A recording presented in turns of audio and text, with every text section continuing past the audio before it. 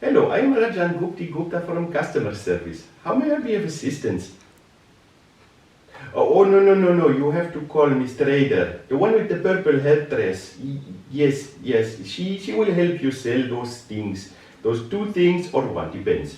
Yes, thank you very much. Have a nice day.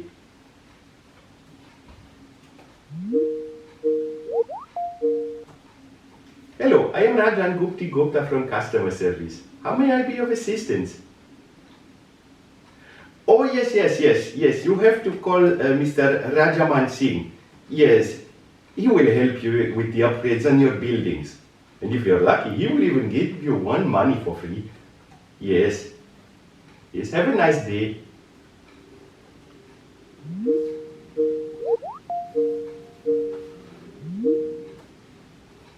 Hello, my name is Rajan Gupta from customer service. How may I? Yes, that is the Portuguese. You have to. Oh, wait, second. No.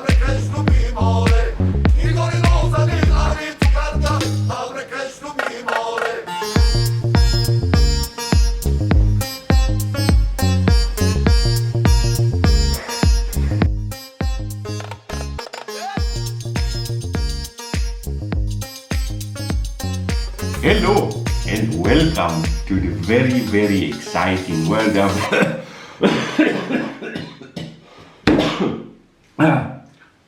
Hello, it's gone. Okay, good. Hello and welcome to the very exciting world of roll and writes. If you've ever played something like Yahtzee or Germany Kniffel, you will know what I mean by roll and write. You will just simply roll dice and write stuff on a piece of paper. However, I will reassure you immediately it has nothing to do with Yahtzee.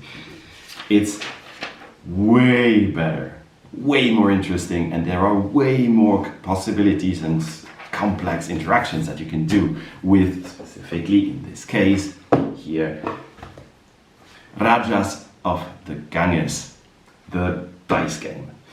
There was already Rajas of the Ganges, but this is the condensed version, completely roll and write version of that game. It has been designed by the acclaimed designer duo couple Inka and Markus. They are well known, for instance, for their exit games. It is a very simple, quick game that lasts about 30 minutes, sometimes a bit more, like 45 minutes, and can be played from 2 to 5 players. So I would say let's get right to it. In Rajas of the Ganges, you will have to select either the day side or the night side. The difference is just the different rewards that you can see on some of these spaces.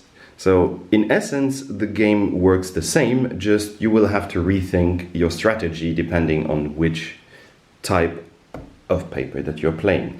For now, we will just focus on the day side.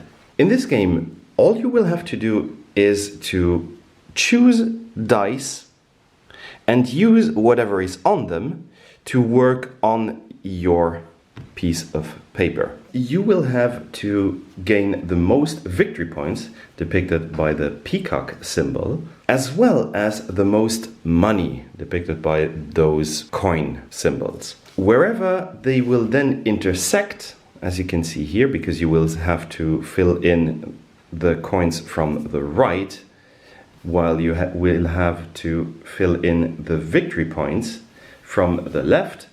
Wherever they will intersect, that intersection will define by how much you will win. Every round, the first player who will receive this elephant first player token will have to take all of the dice, roll them, and then for himself take one of these and put the other of the same color onto the elephant. That die will then not be taken by anyone else. It will be out of the round. Let's say, for instance, here as the first player, I will just take this good die, put the other one on top, and then circle in the different goods shown on the die. In this case, I would circle in this one and this one. Circling means in general during the game that you have that. To use it, or in this case for goods, sell it, you will have to cross it. Once everyone has taken one die and put it on their marker here, the round ends and we will proceed to give the elephant token to the next player to the left, who will then become the first player. You have 4 different types of dice. You have here the river dice, the palace dice, the road dice, and the goods dice. As explained, the goods dice are very straightforward. You will just simply take one, circle the different resources shown on the die here in the market area. You always have to fill in resources from the left to the right. The roads dice will have to be used exactly as is, so you can turn them around, of course, to have a different orientation, but you will have to start from your own palace and then draw the line as shown on the dice. For instance, if now I were to take this straight road, I will just simply put a straight road through one square. The building shown in that square will then count as being built. This type of building will then net me 1 victory point as shown here. And I will be able to immediately cross out that victory point. This is 2 half roads. Half roads are very important because you can then use them to fill in the roads themselves but not cross through. This is important because like this, later on I could use more half roads to continue on another side of that square, which is impossible if you had a complete straight line. Straight or, of course, a curve. As long as it doesn't cross the actual building, you can still add other roads to it. The building itself still counts as being built. Roads need to come in and out of a square. Let's just say I would be able to use a straight line to continue straight through here. Again, this would be 1 victory point. I would also be able to circle in this bonus. I can use that whenever I want. The river dice always show one specific icon that you can only find here in the river track. Let's just say I would take this die. I would then circle it and apply the bonus immediately that is associated to that symbol. You are currently located at the furthest right icon that you have crossed. You cannot go back. And the next time I would use this symbol, I would then have to continue to the next to the right, and then I would count as being in this location on the track. There are different symbols that interact with the river itself, where you can go either a few to the right, or even you can go back. You would just take this bonus, but you would still count as being located in the furthest right part of the track. Finally, we come to the palace actions. The palace die, whenever you take one, will give you the associated bonus with the person that you took. The Portuguese will give you the ability to either go 1 or 2 back on the river track and gain the associated bonus, or you can just take 1 resource that you want. The Master Builder will give you the ability to use 2 half roads. These can be used singularly in different locations. Let's assume we have here 2 open ends that can also be increased. In that case, I could use the Master Builder and just add 1 road here and 1 road here, for instance. But you could also use or spend both on the same square. The Rajaman Singh action allows you to take 1 coin for free immediately as well as upgrade buildings. If you upgrade a building, you have to fill in the appropriate building space and apply the bonus, the increase of victory points immediately to all the buildings that I have already built. In this case, I just have this one, so I would gain 1 victory point. The trader action allows you to immediately sell goods, either 1 or 2 of your choice, or gain 1 more resource. Selling goods will just cross them out, and you will gain immediately the amount of money represented down on that column. The Maharani action allows you to go 1 or 2 spaces down the river track. Finally, we come to the Great Mogul, which will allow you to just take any of the other palace actions. Now, one particular thing about the palace actions is whenever you use them, you have to cross out one of the windows. So let's just say we used earlier this one and would now use the Great Mogul. We would have to cross out the Great Mogul, take a new action. Let's just say we would use the Portuguese again and cross that as well. You always have to cross out any of the palace action windows whenever you use a palace action itself. So in this case, if we were to use one of these palace actions, we would also have to cross it. If you ever get 3 of those, you cannot take the action itself anymore. Finally, we will come to the karma. Karma allows you to take the die that was put on top of the elephant, as well as any other die that hasn't been taken yet, and re-roll both. Now you would take one of these. You can take the one that was on the elephant or the other one, that doesn't matter, and put the one that you haven't taken back on the elephant. The parchment allows you to upgrade one of the buildings. The purple die symbol will allow you to just take one of the already rolled resource dice and take the resources associated to them immediately. Any money icon will immediately be applied. Any face icon or palace action will allow you to use the corresponding palace action, but always remember to also cross out one window as well as taking the action itself. This tent icon will allow you to sell any of the goods that you possess. In this case, you have to sell 1, 2, or 3 same resources.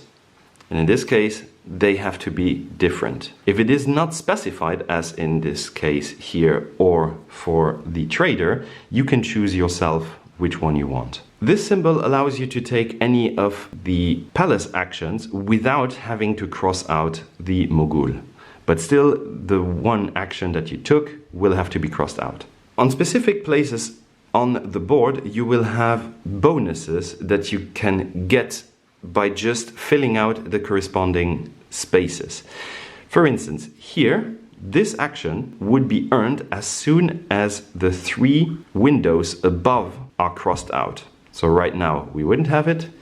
As soon as we use the Master Builder action, we will earn this bonus and apply it whenever we want. The same goes for the different trading tents. As soon as every single one of the different resources have been earned, not sold, we will also gain the corresponding bonus as well. For the different upgrades, the same applies. As soon as we get this upgrade, we will gain the appropriate bonus as well.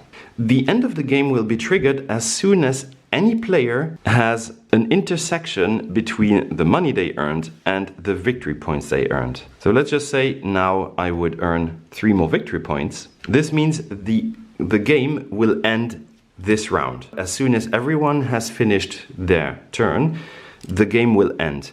And the person having the longest intersection will win. If there are only 2 players in the game, the rules differ slightly.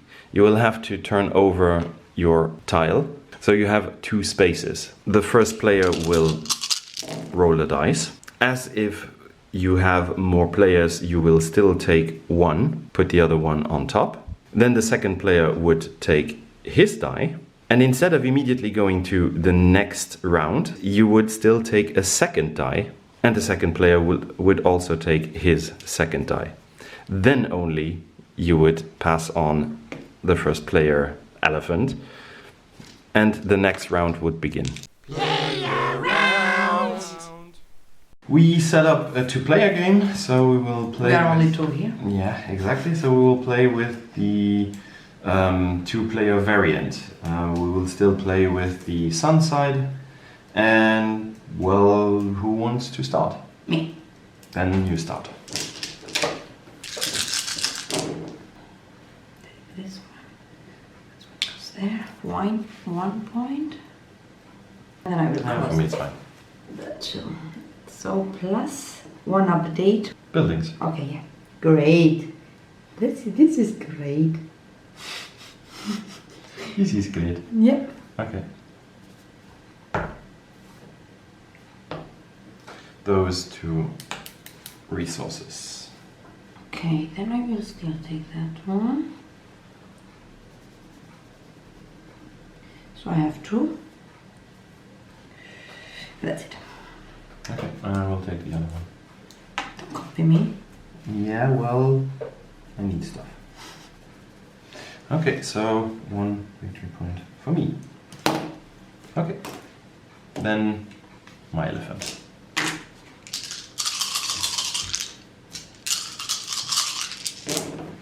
I will just take the trader already. Take the trader. That. What is your thing? Here. Oh, okay, it is. It's fine. Okay, so I will immediately sell those 2 and gain 3 money. Ooh. Bam. That one and that one. I bought some stuff. And more resources. Okay.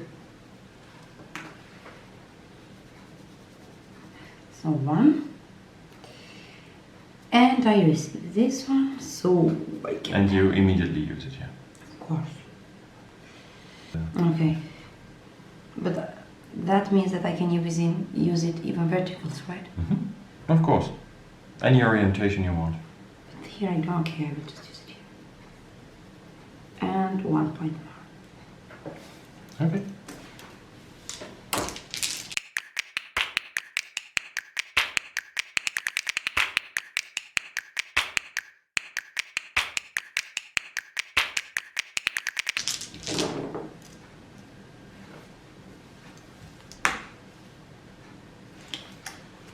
Filling up here, going there, getting my third dude, getting that, which gives me that. I can sell 3 different things, so just 4. 4 money. Doesn't matter, because I will then use the free palace action to go there, take her stuff, to take that, and do it. Ooh, yeah, that's a good idea. That. So I can get 2 different things. So here, those are filled up completely, and now I can use her again to go 2 further and sell 2 things. 3 things. Exactly, sell in total 3 different I things. think the game will end this on. So I will sell, well, I will just sell 1 and 2 things here. So 8, 10. Yeah.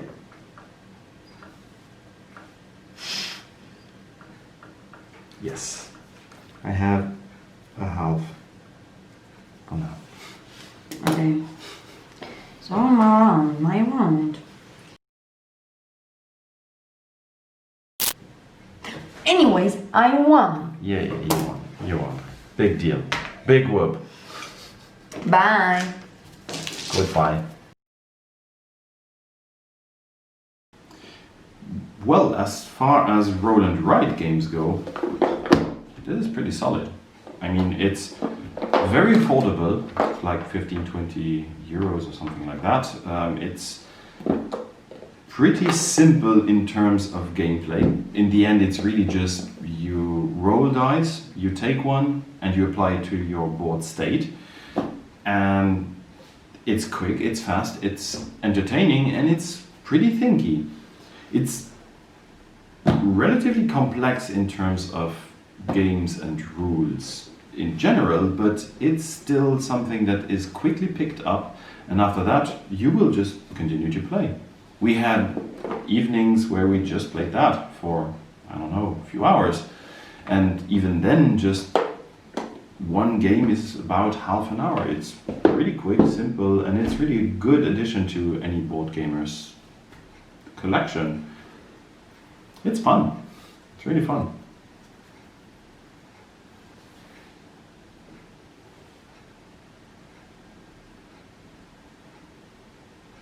Yeah. Aye.